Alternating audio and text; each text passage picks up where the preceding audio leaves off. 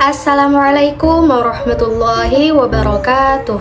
Kepada yang terhormat dosen pengampu mata kuliah Ulumul Hadis dan juga teman-teman sekalian, alhamdulillah sekarang kita sudah berada di video ke-6 dari rangkaian 10 video tugas UAS mata kuliah Ulumul Hadis. Di video pertama sampai ke-5 kemarin kita sudah banyak membahas tentang bagaimana struktur hadis, sejarahnya, hingga bagaimana cara para ulama menguji kualitas sebuah hadis agar bisa dijadikan sebagai pedoman hidup kita. Nah, di video ke-6 ini kita akan membahas sebuah fenomena pemikiran atau gerakan yang cukup kontroversial di dunia Islam, yaitu ingkar sunnah. Teman-teman pernah dengar nggak? Ada sekelompok orang yang mengaku muslim, tetapi mereka menolak untuk memakai hadis Nabi. Mereka bilang, cukup Al-Quran saja, kita nggak butuh hadis. Nah, bagaimana pemikiran ini bisa muncul? Apa saja syubhat atau argumen mereka? Dan bagaimana cara para ulama membantahnya? Nah, di video kali ini mari kita kupas sampai tuntas.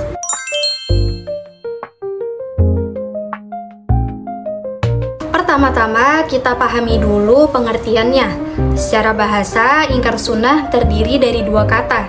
Ingkar yang artinya menolak, tidak mengakui atau mengingkari, dan sunnah yang merujuk pada segala sesuatu yang disandarkan kepada Rasulullah SAW. Jadi, secara istilah, ingkar sunnah adalah sebuah paham atau gerakan ataupun pemikiran yang menolak hadis atau sunnah Nabi untuk dijadikan sebagai sumber hukum dan pedoman dalam syariat Islam. Gerakan ini sebenarnya bukan barang baru. Kalau kita runut sejarahnya, benih-benih ingkar sunnah ini mulai muncul pada masa klasik, tepatnya di akhir masa sahabat dan tabi'in yang dipelopori oleh sebagian kelompok Khawarij dan Syiah ekstrim, serta beberapa oknum Mu'tazilah yang terlalu mendewakan akal. Namun pada masa itu, gerakan ini berhasil diredam dengan baik oleh argumen-argumen kokoh dari Imam Syafi'i.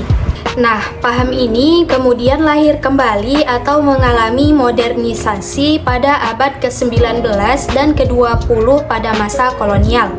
Gerakan modern ini muncul di wilayah-wilayah seperti India, Mesir, bahkan sempat masuk ke Indonesia pada tahun 1980-an. Di dunia internasional, mereka sering menyebut diri mereka sebagai kelompok Quranis atau submitters.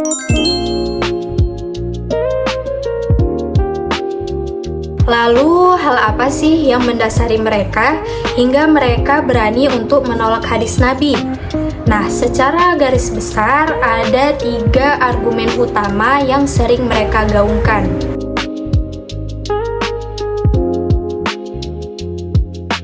Argumen pertama, bahwa Al-Quran itu sudah sempurna. Mereka seringkali menggunakan ayat Al-Quran, salah satunya pada surah An-Nahl ayat 89 yang menyatakan bahwa Al-Quran diturunkan sebagai tibyanan likulli syai', yaitu penjelas bagi segala sesuatu. Menurut mereka, jika Al-Quran sudah menjelaskan segala sesuatu secara sempurna, buat apa lagi mereka butuh kepada hadis?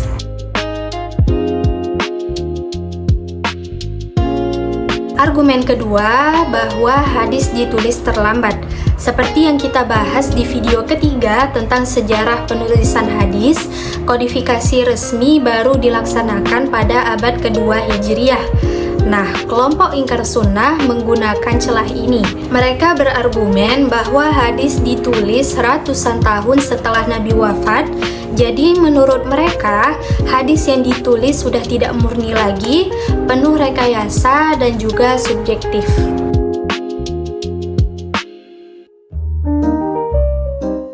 Argumen ketiga, bahwa adanya hadis-hadis yang dianggap kontradiktif.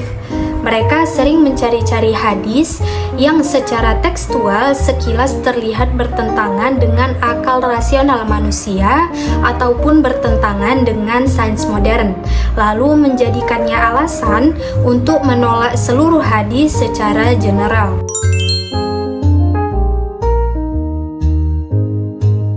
Teman-teman, sekilas argumen-argumen tadi terdengar sangat logis, tetapi sebenarnya sangat rapuh sekali jika dibedah secara ilmiah. Para ulama membantah paham ingkar sunnah ini dengan argumen yang sangat telak.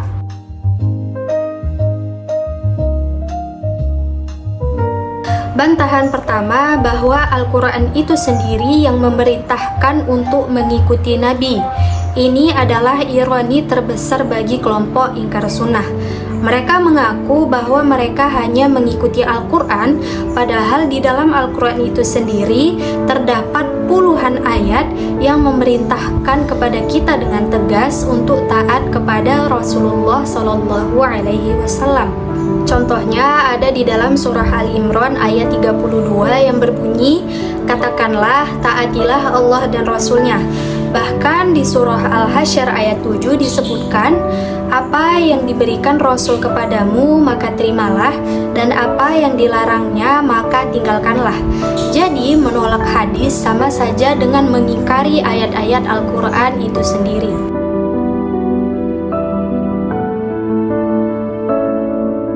Bantahan kedua bahwa tanpa hadis, ibadah tidak bisa dipraktikkan. Al-Quran itu sifatnya global atau mujmal. Al-Quran memerintahkan kita untuk sholat, zakat, dan juga haji. Tetapi apakah di dalam Al-Quran disebutkan bahwasannya sholat subuh itu 2 rakaat? Bagaimana tata cara ruku dan sujud yang benar? Dan berapakah batas minimal harta untuk zakat? Jawabannya tidak ada. Karena semua rincian praktik ibadah tersebut hanya ada di dalam hadis.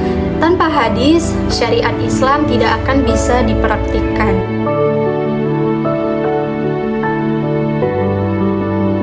Bantahan ketiga bahwa otentisitas hadis dijaga dengan ilmu yang sangat ketat.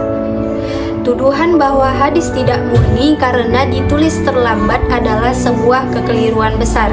Di video-video sebelumnya kita sudah tahu bahwa di zaman Nabi pun hadis sudah dihafal dengan kuat dan ditulis secara pribadi.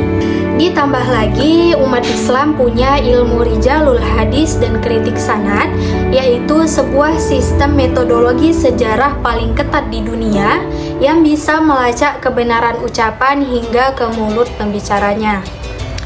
Nah, dari seluruh penjelasan tadi, kesimpulan materi kita hari ini adalah bahwa pertama, paham ingkar sunnah adalah sebuah pemikiran keliru yang menolak hadis sebagai sumber hukum.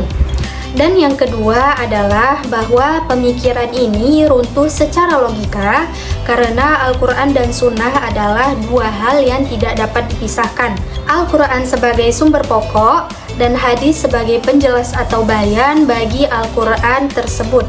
Menolak hadis bukan hanya merusak tatanan ibadah kita, tetapi juga meruntuhkan otoritas Rasulullah SAW sebagai utusan Allah.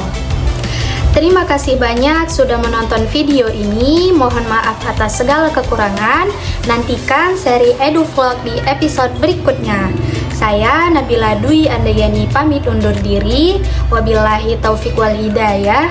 Wassalamualaikum warahmatullahi wabarakatuh. See you on the next video.